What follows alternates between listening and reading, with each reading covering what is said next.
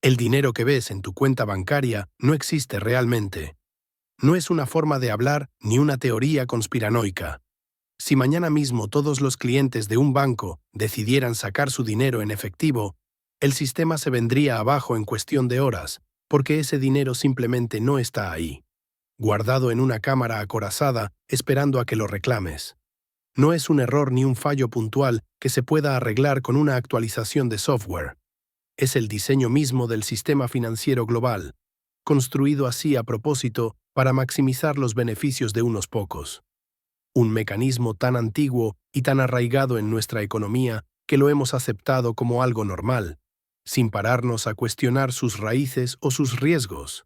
Se llama banca de reserva fraccionaria, y es el motor silencioso que impulsa la deuda mundial, la inflación constante que erosiona tus ahorros y la ilusión de que eres dueño de tu propia riqueza. Una vez que entiendes cómo funciona, paso a paso, te das cuenta de que el dinero en sí mismo se basa en promesas que, en el fondo, no se pueden cumplir del todo, porque dependen de una confianza frágil que puede romperse en cualquier momento. Para comprender cómo hemos llegado hasta este punto, en el que un simple número en una pantalla representa tu esfuerzo de años, tenemos que retroceder a una época en la que el mundo no giraba en torno a aplicaciones móviles. En la Europa medieval, alrededor del siglo XII, el oro y la plata eran el dinero real, el que se podía tocar y que tenía un valor intrínseco por su escasez y utilidad. Si eras un comerciante con algo de fortuna, guardabas monedas o joyas en un cofre, que podías intercambiar por bienes en ferias o mercados. Pero llevar bolsas pesadas de oro por caminos llenos de bandidos y salteadores era un peligro, algo que podía costarte no solo la mercancía, sino la vida en un asalto inesperado. Así que la gente empezó a buscar soluciones prácticas y encontró una en los orfebres, que eran artesanos especializados en trabajar metales preciosos y contaban con cámaras acorazadas seguras para proteger su propio material de ladrones. A cambio de depositar tu oro, el orfebre te daba un recibo sencillo, un papel manuscrito que prometía que podrías volver en cualquier momento a recogerlo, con una descripción detallada del peso y la pureza para evitar disputas. Con el tiempo, estos recibos se convirtieron en algo más. La gente se dio cuenta de que podía usarlos directamente para comprar cosas en el mercado en lugar de cargar con el oro pesado. Al fin y al cabo, el papel representaba el mismo valor, era ligero y fácil de transportar, y todo el mundo confiaba en que el orfebre cumpliría su palabra. Ahí es donde nació el truco, de una observación simple pero astuta por parte de los orfebres, que no tardaron en darse cuenta de un patrón en el comportamiento de sus clientes. Se fijaron en que casi nadie venía a reclamar su oro al mismo tiempo. Los depósitos se quedaban allí durante meses o años, usados solo en emergencias o grandes transacciones. Si tenían 100 clientes con depósitos equivalentes a 1000 monedas de oro, solo uno o dos aparecían para retirar una pequeña cantidad, como 50 monedas para un viaje. Eso significaba que la mayor parte del oro se quedaba allí, sin usarse, acumulando polvo en la cámara. Los orfebres, que eran emprendedores en un mundo donde el comercio empezaba a expandirse, con rutas como la de la seda o las ferias de Champagne en Francia, empezaron a emitir más recibos de los que correspondían al oro que realmente guardaban. Si tenían 1000 monedas en total, podrían dar recibos por 2000, creando un exceso ficticio. Con esos recibos extras, prestaban a interés a otros comerciantes que necesitaban capital para comprar lana en Inglaterra o especias en Venecia, ganando un beneficio del 5 al 10% anual, dependiendo del riesgo. Nadie se enteraba del desequilibrio, ya que no solicitaban su oro todos a la vez. Era, en esencia, dinero creado de la nada, basado en la confianza colectiva de que el sistema aguantaría. Y si alguien sospechaba, el orfebre podía enseñar una parte del oro para calmar los ánimos. Esto no era solo un apaño ingenioso para sacarse un extra en una época de escasez. Cambió todo el panorama económico. En el momento en que la gente aceptó esos papeles como equivalentes al oro, la creación de dinero se liberó de la realidad física, permitiendo un crecimiento que antes era impensable. Los bancos nacieron de esta práctica, convirtiéndola en algo institucional y regulado, aunque al principio de forma informal. Por ejemplo, en Italia, alrededor del año 1200, en ciudades como Génova y Venecia, que eran centros de comercio marítimo con rutas al Mediterráneo oriental, se registran los primeros pagos por transferencia de depósitos, donde un comerciante podía ordenar al banco que pasara fondos de su cuenta a otra sin mover oro físico. Estas operaciones se anotaban en libros contables, y los bancos, como la Casa di San Giorgio en Génova, fundada en 1407, empezaron a prestar basados en reservas fraccionarias, financiando expediciones como las de Cristóbal Colón. En Inglaterra, durante el siglo XVII, los orfebres de Londres, concentrados en Lombard Street, emitían billetes privados que circulaban como moneda, y el gobierno empezó a ver el potencial para financiar sus necesidades. Precisamente, el Banco de Inglaterra se fundó en 1694, no para ayudar al ciudadano ni para estabilizar la economía cotidiana, sino para resolver un problema urgente de la monarquía. La corona británica se ahogaba en deudas por guerras interminables contra Francia, como la Guerra de los 9 años, que costaba millones en tropas y barcos. El rey Guillermo III necesitaba fondos desesperadamente para mantener sus alianzas europeas contra Luis XIV. Un grupo de inversores privados, liderados por el escocés William Paterson, un visionario que había intentado colonizar Panamá sin éxito, propuso crear un banco que prestara al gobierno 1.200.000 libras esterlinas a un interés del 8% anual, más una comisión de gestión de 4.000 libras.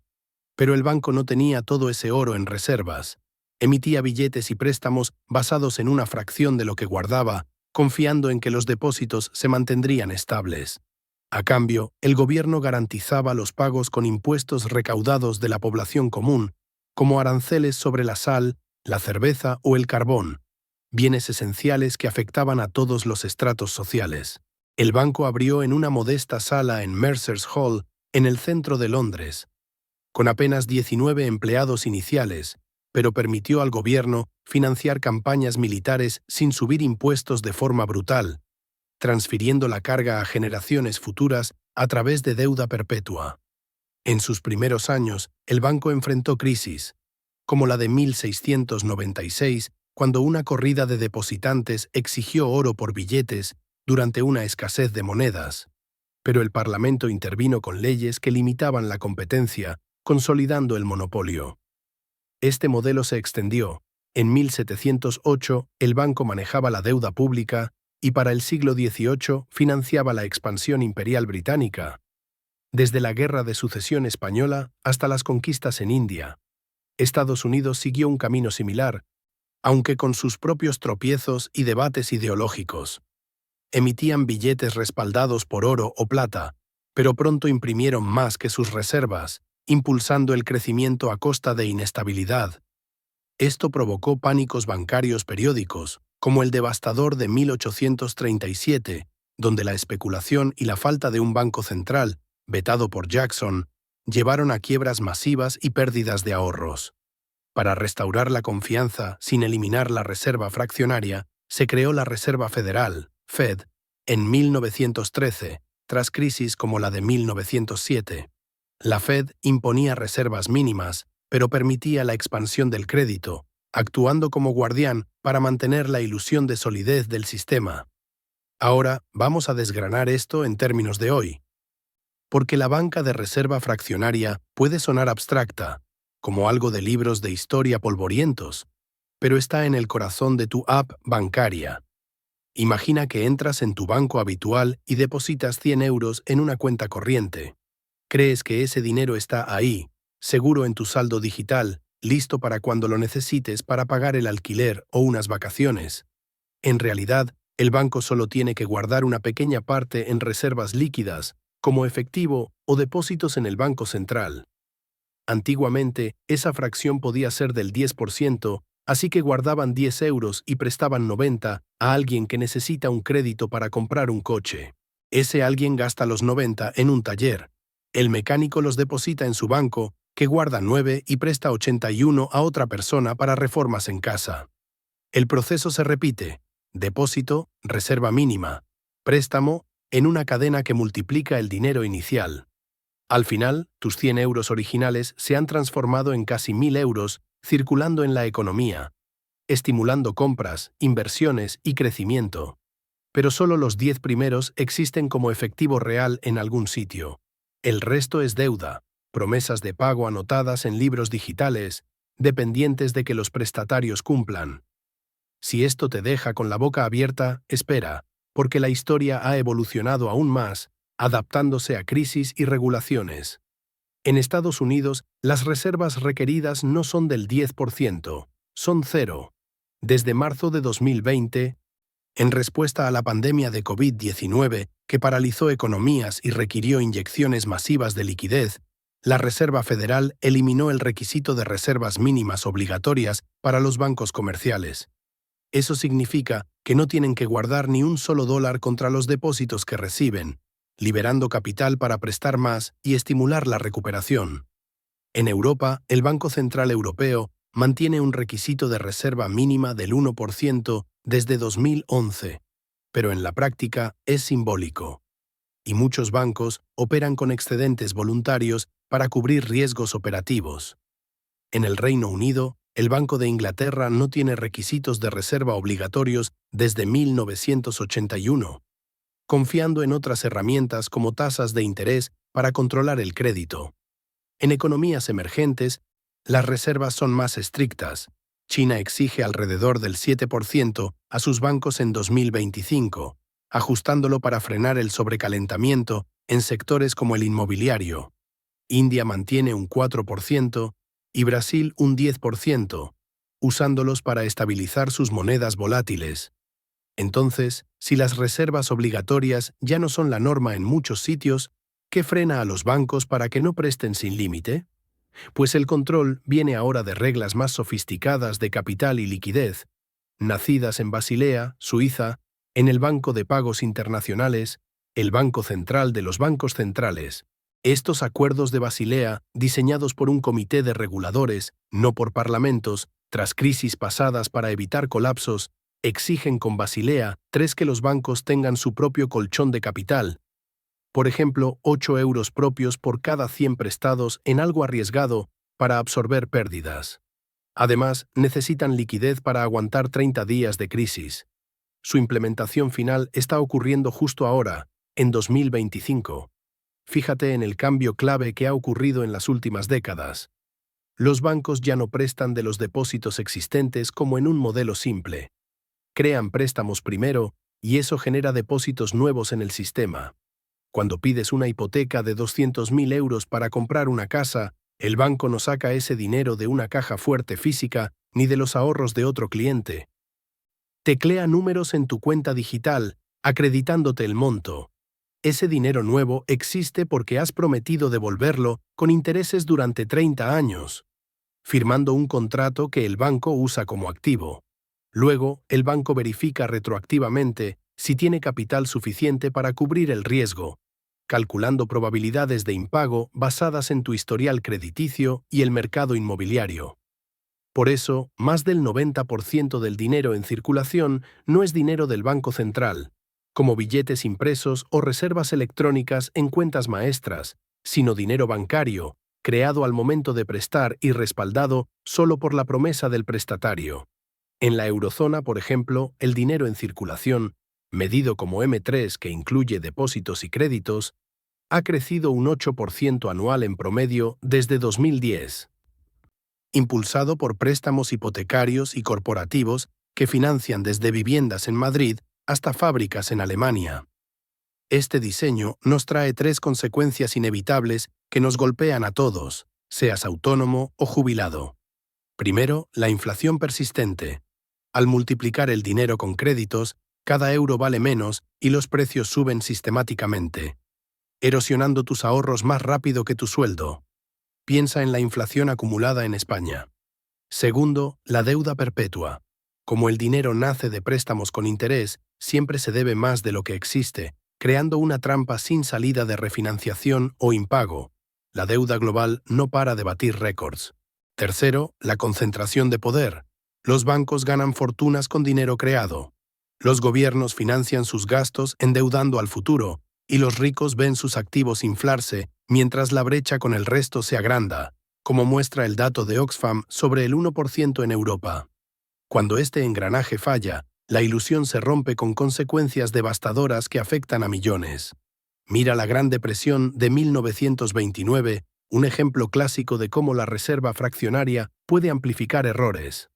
Los bancos estadounidenses habían multiplicado créditos sin control durante los locos años 20, alimentando una burbuja en la bolsa de Nueva York con préstamos para comprar acciones a margen. Cuando el mercado se hundió el 29 de octubre de 1929, conocido como el Martes Negro, con el índice Dow Jones cayendo un 13% en un solo día y perdiendo el 89% de su valor pico a mínimo, el pánico se extendió como un incendio. La gente corrió a los bancos a sacar su dinero en efectivo, pero no había reservas suficientes para cubrir siquiera el 10% de los depósitos. Más de 9.000 bancos quebraron entre 1930 y 1933, borrando ahorros de millones de familias, con colas interminables en ciudades como Chicago o Detroit. El desempleo llegó al 25%, la producción industrial cayó a la mitad, y el PIB estadounidense se contrajo un 30%.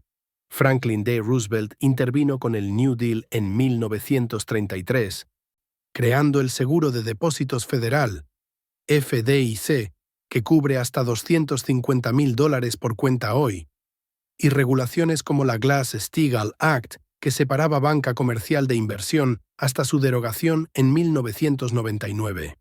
Pero la depresión duró una década, exacerbada por políticas deflacionarias iniciales, y solo la Segunda Guerra Mundial la sacó del agujero. Algo similar, aunque con toques modernos, pasó en la crisis financiera de 2008. Los bancos habían multiplicado créditos a través de valores complejos respaldados por hipotecas subprime, préstamos de alto riesgo a gente con bajo crédito para comprar casas en un mercado inflado. Estos valores, como las obligaciones de deuda colateralizadas, CDO, se vendían como inversiones seguras con calificaciones AAA de agencias como Moody's, pero eran castillos en el aire. La burbuja inmobiliaria estalló cuando los precios de las casas cayeron un 30% en ciudades como Miami o Las Vegas entre 2006 y 2009, desencadenando defaults en cadena. Bancos como Lehman Brothers quebraron en septiembre de 2008, con deudas de $613.000 millones, la mayor bancarrota en historia hasta entonces. El pánico global llevó a rescates masivos. Estados Unidos inyectó $700.000 millones con el Programa de Alivio de Activos en Problemas, TARP, salvando a AIG con $182.000 millones y a Citigroup con $45.000 millones. En Europa, Irlanda gastó €64.000 millones en rescatar bancos como Anglo-Irish, elevando su deuda pública del 25 al 120% del PIB en 3 años. El desempleo subió al 10% en Estados Unidos, y la recesión duró años, con millones perdiendo hogares en ejecuciones. En ambos casos, gobiernos y bancos centrales intervinieron para parchear el sistema, inyectando billones en quantitative easing para restaurar la confianza y evitar un colapso total. Más recientemente, en 2023, vimos ecos de esto en la crisis bancaria estadounidense, que aunque no llegó a ser global, recordó los riesgos latentes. En marzo de 2023, 3 bancos medianos fallaron en días. Silicon Valley Bank, con activos de $209.000 millones, colapsó el 10 de marzo tras una corrida de depositantes que retiraron $40.000 millones en un día, impulsada por redes sociales donde inversores tech compartían miedos. Silicon Valley Bank había invertido depósitos en bonos del Tesoro que perdieron valor con subidas de tasas de la Fed para combatir inflación post-pandemia. Signature Bank falló el 12 de marzo, con exposición a cripto, y First Republic el 1 de mayo, pese a rescates temporales. En total, pérdidas de cientos de miles de millones, con el FDIC interviniendo para cubrir depósitos ilimitados temporalmente. En 2025, ha habido 2 quiebras bancarias menores en Estados Unidos. Según el FDIC, como Heartland Tri-State Bank en julio de 2023, aunque retroactivo, recordando que el riesgo persiste. Estas crisis muestran que, cuando la confianza se quiebra, el sistema expone su fragilidad. Y esto nos lleva al panorama global actual, porque no todos los países juegan con las mismas reglas, adaptando la reserva fraccionaria a sus contextos. En Estados Unidos, como dije, reservas cero desde 2020, permitiendo flexibilidad pero aumentando riesgos. En Europa, el BCE con un 1%, pero con excedentes altos por precaución post-Brexit. En el Reino Unido, cero obligatorias, pero con énfasis en capital bajo Basilea. Pero en economías emergentes, las reservas son herramientas activas para control. China, con 7% en 2025, las ajusta para manejar su deuda interna de 96,3% del PIB, evitando burbujas en shadow banking. India, con 4%, las usa para estabilizar la rupia ante volatilidad global. Brasil, con 10%, combate inflación que ha rondado el 5%. Japón lidera en deuda con 256,3% del PIB, pero con reservas bajas. Incluso allí, las reglas de Basilea se aplican encima, exigiendo capital para riesgos, con implementación al 98% en miembros del Comité de Basilea a septiembre de 2025. No importa dónde vivas, la creación de dinero no depende de depósitos en una cámara física, depende de regulaciones decididas en Basilea, que priorizan estabilidad sobre transparencia. Aquí viene la verdad que incomoda, la que hace que mires tu saldo con otros ojos. El sistema no puede permitirse que estés libre de deudas, porque si todos pagáramos nuestros préstamos mañana, el dinero en circulación colapsaría drásticamente. Los bancos no tendrían que prestar ni cómo generar intereses. Las economías se pararían en seco, con deflación y desempleo masivo. La ilusión depende de que participes activamente, de que pidas prestado para una casa, un coche o estudios, gastes en consumo y creas que esos números en la pantalla son reales y sólidos. Tú eres el combustible que mantiene el motor en marcha, y también la garantía colateral cuando algo falla. Por eso la historia es clave en esta conversación, como un amigo que te advierte de errores pasados para no repetirlos. El mismo truco que usaban los orfebres medievales en sus talleres de Florencia o Amberes se ha escalado al fundamento de las finanzas modernas, desde apps de inversión hasta cripto que prometen descentralización pero a menudo replican el modelo. Las corridas bancarias del siglo XIX en Estados Unidos, con pánicos como el de 1873 tras especulación ferroviaria, la depresión del siglo XX con su miseria global, la crisis de 2008 con sus rescates controvertidos y las quiebras de 2023. Todos son recordatorios de que cuando la confianza se quiebra, el castillo de naipes cae, dejando a los vulnerables expuestos. Pero cada vez, la respuesta es la misma. Gobiernos intervienen, reguladores parchean con más normas como Basilea, y el sistema sigue adelante como si nada, más concentrado en grandes bancos, demasiado grandes para quebrar. Si esto te está resultando revelador y quieres profundizar en más historias que desmontan estos mitos financieros, considera suscribirte al canal para no perderte nada, porque hay mucho más por contar sobre cómo el dinero realmente funciona. ¿Qué sacas de todo esto en términos prácticos que puedas aplicar mañana? Primero, que el dinero no es riqueza verdadera, no confundas los dos. La riqueza real no son números efímeros en una app que pueden evaporarse en una crisis. Es tierra productiva, recursos tangibles como materias primas, habilidades que generen valor como un oficio o programación, conocimiento que te haga independiente y autonomía financiera que no dependa de deudas. Activos que mantienen o aumentan su valor cuando las promesas de papel se deshacen, como oro físico o propiedades bien ubicadas. Segundo, que la deuda no es algo neutro ni una herramienta inocua.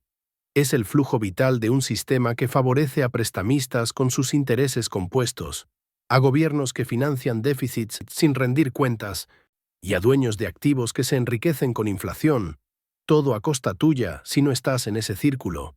Tercero, que la inflación no es casual ni un fenómeno meteorológico impredecible. Está integrada en el diseño del sistema, obligándote a correr más cada año solo para quedarte en el mismo sitio, con salarios que suben nominalmente pero pierden poder real. ¿Significa esto que el desastre es inevitable, que estamos condenados a ciclos de boom y bust? No necesariamente, pero sí que debes repensar tu relación con el dinero de forma proactiva. Ahorrar en una cuenta corriente tradicional no te protege a largo plazo contra erosión. Diversifica en activos antiinflacionarios. Confiar ciegamente en el sistema no te libera de sus trampas. Educa tu criterio financiero. Construir riqueza real, fuera del ciclo vicioso de inflación y deuda perpetua, es el camino a una independencia financiera genuina. La lección no es paranoia que te haga esconder dinero bajo el colchón. Es conciencia que te empodere para tomar decisiones informadas. La historia no se repite al pie de la letra, pero rima con patrones que se repiten. Los orfebres de la Edad Media creando recibos extras, las quiebras masivas del siglo XIX por especulación, la burbuja inmobiliaria de 2008 impulsada por créditos fáciles, ecos de la misma narrativa fundamental, un mecanismo que multiplica promesas más allá de la realidad física, y un público que cree en la solidez hasta que la creencia se hace imposible de sostener. Y no te equivoques, esta historia no ha terminado. Sigue escribiéndose con cada préstamo nuevo y cada ajuste regulatorio. Todas las crisis financieras mayores que hemos vivido, desde 1929 hasta 2023, recuerdan que la estabilidad del sistema no descansa en oro ni en productividad real, sino en una confianza colectiva que es lo más fácil de perder en tiempos de incertidumbre. La próxima vez que mires el saldo de tu cuenta, recuerda, la mayor parte existe solo en promesas digitales, en un sistema no diseñado para tu libertad financiera, sino para el flujo de crédito y deuda. Entiende el truco, sus orígenes y sus riesgos, y podrás empezar a protegerte de sus trampas. Ignóralo y seguirás siendo un peón involuntario en un juego donde la banca siempre gana a largo plazo. Si esto te ha dado una perspectiva nueva sobre cómo manejar tu dinero, suscríbete. La historia tiene las respuestas que buscas y te mostraré dónde mirarlas para navegar este mundo financiero con ojos abiertos.